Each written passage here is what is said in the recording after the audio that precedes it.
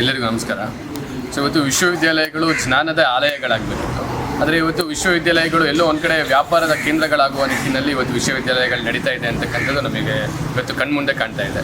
So Mangaluru ಅಂತ ಹೇಳಿದರೆ ಒಂದು ಪ್ರಬುದ್ಧ ನಾಗರಿಕರಿರುವಂಥ ಒಂದು ಊರು. ಸೊ ಬುದ್ಧಿವಂತರ ನಾಡು ಅಂತಲೇ ಹೆಸರು ಗಳಿಸ್ಕೊಂಡಿದೆ.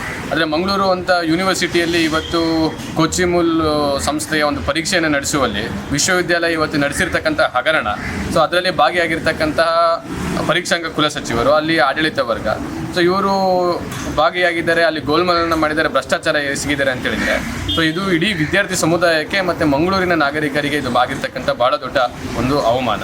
ಸೊ ವಿಶ್ವವಿದ್ಯಾಲಯ ಅಂತ ಹೇಳಿದರೆ ಕೇವಲ ವಿದ್ಯಾರ್ಥಿಗಳದ್ದು ಮಾತ್ರ ಅಲ್ಲ, ಮಂಗಳೂರಿನ ವಿದ್ಯಾರ್ಥಿಗಳು ಇವತ್ತು ವಿಶ್ವವಿದ್ಯಾಲಯದಲ್ಲಿ ಓದ್ತಾ ಇದ್ದಾರೆ. ಅಂತಹ ವಿದ್ಯಾರ್ಥಿಗಳ ಭವಿಷ್ಯವನ್ನು ನಿರ್ಮಾಣ ಆಗ್ತಕ್ಕಂಥ ಕೇಂದ್ರ, ಒಂದು ಸ್ವಾವಲಂಬಿ ಮತ್ತು ಒಂದು ಸಾಮರಸ್ಯದ ಒಂದು ಸಮಾಜ ನಿರ್ಮಾಣ ಮಾಡಬೇಕಾಗಿರ್ತಕ್ಕಂಥ ಪ್ರಬುದ್ಧ ವಿದ್ಯಾರ್ಥಿಗಳು ಹೊರಹೊಮ್ಮುವಂತಹ ಒಂದು ಯೂನಿವರ್ಸಿಟಿಯಲ್ಲಿ ಈ ರೀತಿ ಭ್ರಷ್ಟಾಚಾರ ಆಗ್ತಿರ್ತಕ್ಕಂಥದ್ದು ವಿಶ್ವವಿದ್ಯಾಲಯದ ವಿದ್ಯಾರ್ಥಿಗಳ ಮೇಲೆ ನೇರವಾಗಿರ್ತಕ್ಕಂಥ ಒಂದು ಪರಿಣಾಮ ಇವತ್ತು ಬೀರ್ತಾ ಇದೆ.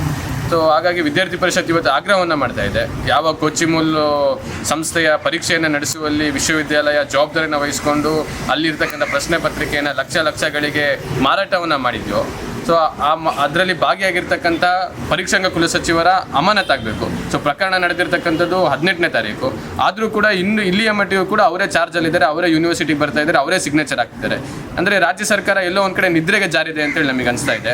ಸೊ ರಾಜ್ಯ ಸರ್ಕಾರ ಇದನ್ನು ಗಂಭೀರವಾಗಿ ಪರಿಗಣಿಸಬೇಕು. ಈ ವಿಷಯವನ್ನು ಇಲ್ಲಿಗೆ ಮುಚ್ಚಾಕುವಂಥ ನಡೆಯಲ್ಲಿ ಸರ್ಕಾರ ಮುಂದೆ ಇದೆ ಮತ್ತು ವಿಶ್ವವಿದ್ಯಾಲಯ ಮುಂದೆ ಇದೆ. ಸೊ ಅದು ಇಲ್ಲಿಗೆ ನಿಲ್ಲಬೇಕು, ಅಲ್ಲಿರ್ತಕ್ಕಂಥ ಪರೀಕ್ಷಾಂಗ ಕುಲಸಚಿವರ ಅಮಾನತಾಗಬೇಕು ಮತ್ತು ಇದರ ನೈತಿಕ ಹೊಣೆಯನ್ನು ಕುಲಪತಿಗಳು ಹೊರಬೇಕು. ಸೊ ಕುಲಪತಿಗಳ ಗಮನಕ್ಕೆ ಬರದೆ ಯಾವ ವಿಷಯಗಳು ಕೂಡ ನಡೆಯಲ್ಲ. ಹಾಗಾಗಿ ಅವರ ನೈತಿಕ ಹೊಣೆಯನ್ನು ಹೊತ್ತು ಅವರು ರಾಜೀನಾಮೆ ಕೊಡಬೇಕು ಅಂತಕ್ಕಂಥದ್ದನ್ನ ವಿದ್ಯಾರ್ಥಿ ಪರಿಷತ್ ಆಗ್ರಹವನ್ನು ಮಾಡುತ್ತೆ. ಜೊತೆಗೆ ಇವತ್ತು 6 ತಿಂಗಳಿಂದ ವಿಶ್ವವಿದ್ಯಾಲಯದಲ್ಲಿ ಪರ್ಮನೆಂಟ್ ಕುಲಪತಿ ಇಲ್ಲ.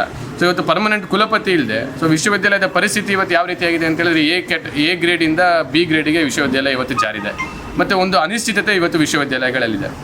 ವಿಶ್ವವಿದ್ಯಾಲಯದಲ್ಲಿ ಎಷ್ಟು ಸಂಶೋಧನೆ ಆಗ್ತಿದೆ, ಎಷ್ಟು PhD ಆಗ್ತಿದೆ, ಎಷ್ಟು ಪೇಪರ್ ಪ್ರೆಸೆಂಟೇಷನ್ ಆಗ್ತಿದೆ, ಆದರೆ ಕ್ವಾಲಿಟಿ ಏನು ಅನ್ನುವ ಕಡೆ ಯಾರ ಕೂಡ ಗಮನವನ್ನು ಹರಿಸ್ತಾ ಇಲ್ಲ.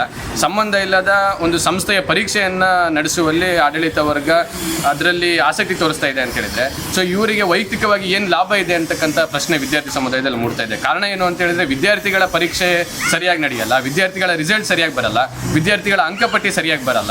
ಆದರೆ ಯಾವುದೋ ಒಂದು ಸಂಸ್ಥೆಯ ಪರೀಕ್ಷೆಯನ್ನು ಇವರು ಇಷ್ಟು ಆಸಕ್ತಿಯಲ್ಲಿ ಮಾಡ್ತಾರೆ ಅಂತ ಹೇಳಿದರೆ ಇದು ಮೂಡತಕ್ಕಂಥ ಪ್ರಶ್ನೆ. ಸೊ ಮತ್ತು ಯಾವುದೇ ಒಂದು ಸಮಸ್ಯೆಯನ್ನು ಯೂನಿವರ್ಸಿಟಿಲಿ ಹಿಡ್ಕೊಂಡು ಹೋದ್ರು, ಇವತ್ತು ಯೂನಿವರ್ಸಿಟಿಯ ಚಾನ್ಸಲರ್ ಹೇಳ್ತಕ್ಕಂಥ ಮಾತು, ಪ್ರಭಾರ ಚಾನ್ಸಲರು, ಇಲ್ಲಿ ಹಣ ಇಲ್ಲ ಅಂತೇಳಿ. ಸೊ ಹಾಗಾಗಿ ಸರ್ಕಾರಕ್ಕೆ ವಿದ್ಯಾರ್ಥಿ ಪರಿಷತ್ ಆಗ್ರಹವನ್ನು ಮಾಡುತ್ತೆ, ನೀವು ಪರ್ಮನೆಂಟ್ ಆಗಿರ್ತಕ್ಕಂಥ VCಯನ್ನು ಅಪಾಯಿಂಟ್ ಮಾಡಿ. ಸೊ ಅವರು ಸರ್ಕಾರದ ಮೇಲೆ ಪ್ರೆಷರನ್ನು ಹಾಕ್ತಕ್ಕಂಥ ಕೆಲಸವನ್ನು ಮಾಡ್ತಾರೆ, ಹಣದ ಮೂಲವನ್ನು ತೊಗೊಂಡ್ಬರ್ತಾರೆ. ಒಂದು ಶೈಕ್ಷಣಿಕ ಪೂರಕವಾಗಿರ್ತಕ್ಕಂಥ ಯೂನಿವರ್ಸಿಟಿಯನ್ನು, ಅದರ ಒಂದು ಶೈಕ್ಷಣಿಕ ಪೂರಕ ವಾತಾವರಣವನ್ನು ನಿರ್ಮಾಣ ತನ್ಮೂಲಕ ಆಗುತ್ತೆ. ಸೊ ಹಾಗಾಗಿ ಕುಲಪತಿಗಳ ನೇಮಕಾತಿ ಕೂಡ ಈ ಕೂಡಲೇ ಸರ್ಕಾರ ಮಾಡಬೇಕು, ಇದನ್ನು ಆದ್ಯತೆಯಾಗಿ ತೊಗೊಬೇಕು ಅಂತಕ್ಕಂಥ ಆಗ್ರಹವನ್ನು ABVP ವ್ಯಕ್ತಪಡಿಸುತ್ತೆ.